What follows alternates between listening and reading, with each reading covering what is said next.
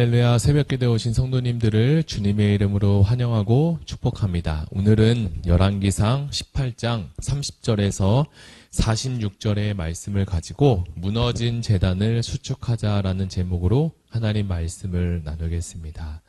먼저 제가 성경 봉독해드리겠습니다. 엘리야가 모든 백성을 향하여 이르되 내게로 가까이 오라. 백성이 다 그에게 가까이 가매 그가 무너진 여호와의 제단을 수축하되 야곱의 아들들의 지파의 수요를 따라 엘리야가 돌 12개를 취하니 이 야곱은 옛적에 여호와의 말씀이 임하여 이르시기를 내 이름을 이스라엘이라 하리라 하신 자더라. 그가 여호와의 이름을 의지하여 그 돌로 제단을 쌓고 제단을 돌아가며 곡식 종자 2 알을 둘 만한 도랑을 만들고 또 나무를 버리고 송아지의 각을 떠서 나무 위에 놓고 이르되 통넷에 물을 채워다가 번제물과 나무 위에 부르라 하고 또 이르되 다시 그리하라 하여 다시 그리하니 또 이르되 3번째로 그리하라 하여 3번째로 그리하니 물이 제단으로 두루 흐르고 도랑에 물이 가득 찼더라. 저녁 소재 드릴 때에 이르러 선지자 엘리야가 나아가서 말하되 아브라함과 이삭과 이스라엘의 하나님 여호와여 주께서 이스라엘 중에서 하나님이 하신 것과 내가 주의 종인 것과 내가 주의 말씀대로 이 모든 일을 행하는 것을 오늘 알게 하옵소서. 여호와여 내게 응답하소서. 내게 응답하소서. 이 백성에게 주 여호와는 하나님이신 것과 주는 그들의 마음을 돌이키심을 알게 하옵소서 하매 이에 여호와의 불이 내려서 번제물과 나무와 돌과 흙을 태우고 또 도랑의 물을 핥는지라. 모든 백성이 보고 엎드려 말하되 여호와 그는 하나님이시로다.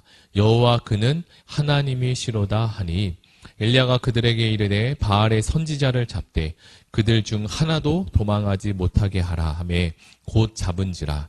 엘리야가 그들을 기손 시내로 내려다가 거기서 죽이니라. 아멘. 요 며칠 사이 서울과 지방 중심으로 작년과 재작년에 이어서 물 난리가 났던 일들을 기억할 수 있는데요. 한국이 물 부족 국가라는 이야기를 다들 들어보셨을 겁니다. 아니 이렇게나 사계절 동안 비가 많이 오는데 여름에는 홍수가 날 정도로 비가 많이 오는데 어떻게 물 부족 국가라고 하냐고요? 그것은 바로 이러한 이유 때문이라고 합니다. 비가 여름에만 집중적으로 내려 다른 기간에는 가뭄이 취약하고 또 인구 밀도가 매우 높은 나라여서 물을 활용하기도 매우 어렵고 사용하는 물의 양도 많다고 합니다. 그래서 실제로 사용 가능한 물의 양이 그렇게 풍부하지 않다고 말하고 있습니다. 오늘 우리가 함께 읽은 열왕기상 18장은 성도님들이 많이 알고 들으셨을 엘리야의 중요한 스토리 중에 하나입니다. 서론에서 제가 말씀드렸던 것처럼 우리나라는 사계절 동안 이렇게 비가 온다고 했는데요. 이스라엘은 우리나라와 다르게 매 계절마다 비가 오는 것이 아니라 1년에 딱 2번, 이른 비와 늦은 비라는 기간 동안 비가 내립니다. 그러니까 이 기간 동안에 비가 내리지 않으면 진짜로 큰일 날 정도로 가뭄이 되는 겁니다. 이런 상황을 엘리야가 지켜보고 있었는데 엘리야가 이 상황을 살펴보니까 오히려 지금 이 비가 나서 오는 가뭄보다 오히려 이스라엘의 영적인 상태가 심각할 정도로 매우 심각할 정도로 가뭄의 상태였습니다. 그들은 실제로 하나님을 믿는다고 하면서 하나님도 믿고 그리고 바알도 숭배하고 있는 이런 바알을 의지하고 있는 신앙생활을 하고 있었습니다. 그래서 엘리야는 더 이상 이대로는 안 되겠다라는 생각이 들어서 그들에게 충격적으로 충정요법을 써서 물이 더 이상 오지 않도록 하나님께 간절히 기도합니다. 정말로 엘리야의 기도대로 3년 6개월 동안 비가 단 한 방울도 내리지 않았습니다. 그러니까 지금 상황은 매우 심각한 가뭄의 상황인데요. 이스라엘은 이미 지칠 대로 지쳐만 갔습니다. 지금까지 이렇게나 오랜 시간 동안 비가 내리지 않은 적은 한 번도 경험하지 못했습니다. 이제 엘리야는 어느 정도 시간이 되었다 생각이 들어 하나님께 반대로 비가 이제 내리도록 기도해야 되겠다는 생각이 들었어요. 먼저는 엘리야가 바알의 제사장 450명과 대결해서 하늘에서 불도 내린 사건도 있었고 여호와만이 참 하나님이라는 것을 이전 시간에 보여준 일도 있습니다. 엘리야가 이처럼 450명의 바알의 제사장과 대결을 한 이유도, 그리고 이번에도 기도해서 비가 내리지 않게 한 것도, 모든 것이 다 하나님만이 진짜, 이 여호와만이 진짜 참 하나님이라는 것을 보여주기 위함입니다. 이스라엘이 지금 혹해서 마음이 끌리고 매력적으로 보이는 이 바알 신과 그리고 다른 이방 신들은 가짜였고 그냥 우상일 뿐이니 어서 진리 되신 하나님께로 돌아오는 것이 이 엘리야를 통한 하나님의 진짜 마음입니다. 이제 엘리야가 아합을 찾아 올라갑니다. 아합은 아합 나름대로 고민하고 생각했어요. 비가 오도록 간구하고 금식도 했고 그런 모양입니다. 그런 아합을 보면서 엘리야는 이제 아주 큰 빗소리가 들린다라고 했습니다. 물론 밖을 보면 빗소리도커녕 구름 한 점도 없는 상황입니다. 비가 오랫동안 안 오니까 이 엘리야가 마음이 그리고 정신이 잠시 이상해진 걸까요? 아닙니다. 엘리야는 하나님께 기도하고 교제하면서 이미 하나님께서 주신 응답의 사인을 받고 믿음과 그리고 확신의 말을 사용한 거예요. 엘리야는 하나님께서 이제 이스라엘에게 비를 주신다고 했으니 그동안 가물었던 모든 고통을 다 없애줄 것이라고 확신 있게 말했습니다. 그래서 엘리야는 아합 왕에게 가서 더 이상 이 비 때문에 고민하고 슬퍼하고 금식할 필요가 없고 이제부터는 오직 하나님만을 신뢰하고 그분만을 믿으라라고 했습니다. 우리도 기도하면서 간구하면서 이처럼 마음에 어려움이 들 때가 있는데요. 그럴 때는 어떨 때일까요? 하나님은 우리가 기도할 때 물론 큰 기쁨을 가지고 계십니다. 그럼에도 이 기도에 응답하지 않으시는 이유가 있는데 그것은 바로 하나님이 기도 응답할 수 있는 능력이 없는 것도 아니고 우리를 괴롭히게 하려고 하는 이유도 아닙니다. 하나님께서는 그러한 것을 보시기에 확고한, 확실한 뜻이 서 있기 때문인데 우리가 아무리 오랫동안 기도할지라도 응답이 없으면 하나님을 원망하거나 또는 때를 쓰려고 하는 그러한 가능성이 커지게 됩니다. 때로는 하나님이 우리에게 기도의 그 이상의 것을 말씀하시곤 합니다. 기도를 해야 하지만 기도만 한다고 모든 것이 다 되는 것은 아니죠. 마태복음 7장에 보면 구하라, 그리고 찾으라, 문을 두드리라 라고 합니다.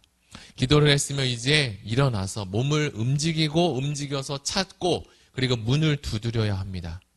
학생이 열심히 공부를 해서 공부를 잘 하려고 하는데 공부는 하지 않고 기도만 해서 공부를 잘할 수 있게 해달라고 한다면 공부를 잘할 수 있을까요? 그렇지 않습니다. 기도를 했으면 이제 공부를 시작해야 합니다. 그래야 공부가 잘 되지 않겠을까요? 기도만 하는 것도 잘못되고 기도 없이 하는 것도 옳지 않습니다. 기도를 했으면 이제 몸을 움직여서 일을 하고 실천을 해야 합니다. 가만히 책상에 앉아 있다고 해서 하나님이 모든 것을 다 이루어 주시는 그런 분은 아닙니다. 예수께서 죽은 나사로를 살리실 때도 돌을 옮기는 것은 주님이 하지 않으셨습니다. 오히려 주님은 돌을 옮기라고 명령하시고 하인들은 돌을 옮기는 일을 했습니다. 그리고 주님이 하신 것은 죽은 나사로를 살리신 일을 주님이 하셨던 거죠. 마찬가지로 이스라엘도 기도를 하고 행동은 바알에게 가서 바알을 섬기는 것은 신앙적으로 옳지 않습니다. 하나님께 기도했으면 이제 하나님께 나아가서 하나님의 방법대로 살 것을 방법대로 움직여야 합니다. 여기서 우리가 집중해야 될 메시지가 하나 더 있는데요. 엘리야의 기도하는 모습을 우리는 한번 살펴보길 원합니다. 엘리야가 갑자기 기도하는데 땅에 무릎을 꿇고 자기 얼굴을 무릎 사이에 넣고 기도하기를 시작합니다.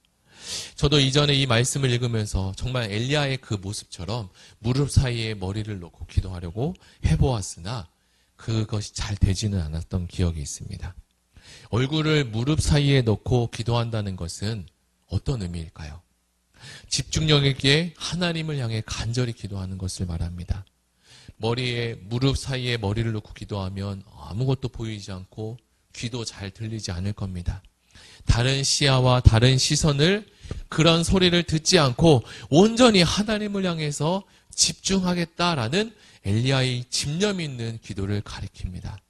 기도는 오래 한다고 해서 좋은 기도가 아니라 잠시 기도를 한다고 해도 집중력 있게 해야 합니다. 어떤 이는 기도하면서 핸드폰도 보고 문자도 확인하고, 이 기도라는 것은 하나님께 이렇게 한다면 집중하기 어렵습니다. 얼마 전 우리나라가 친선 경기로 축구를 했는데요. 축구 선수가 축구를 하다 말고 갑자기 전화가 온다고 전화를 받는다고 한번 생각해 보시기 바랍니다. 그렇다면 그 축구 경기에 이 축구가 잘 될 수 있을까요? 그렇지 않습니다. 축구 선수가 축구를 한다고 하면 이 축구 경기에 온 힘을 다해서 집중을 해야 합니다. 그렇게 할지라도 축구 경기에 이기기가 어려운데요. 왜냐하면 상대방도 골을 막기 위해서 집중하고 있기 때문이죠. 기도도 이와 마찬가지입니다. 비슷합니다. 우리가 기도하면 원수 마귀는 우리가 기도하지 못하도록 이만저만 방해하는 것이 아닙니다. 그래서 온통 잡다한 생각들이 우리에게 찾아오곤 합니다. 그리고 그것이 내가 기도한 것이라고 착각할 때도 많습니다. 그래서 우리의 기도는 하나님께 상달하도록 집중력 있게 기도해야 할 것입니다. 우리가 그렇게 기도할 때 엘리야를 통해서 수많은 기적의 일들이 일어난 것처럼 우리의 기도를 통해서 하나님이 그때 일하기 시작합니다.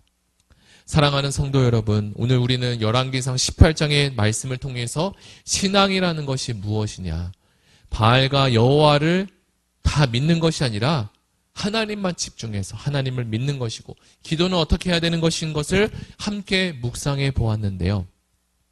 우리의 신앙은 온전히 하나님께 집중되어져야 하며 다른 것에 방해되어서는 안 됩니다. 그리고 우리가 기도하는 이 기도도 온전히 하나님께 집중기도, 집중력 있는 기도가 되어야 할 것으로 생각됩니다.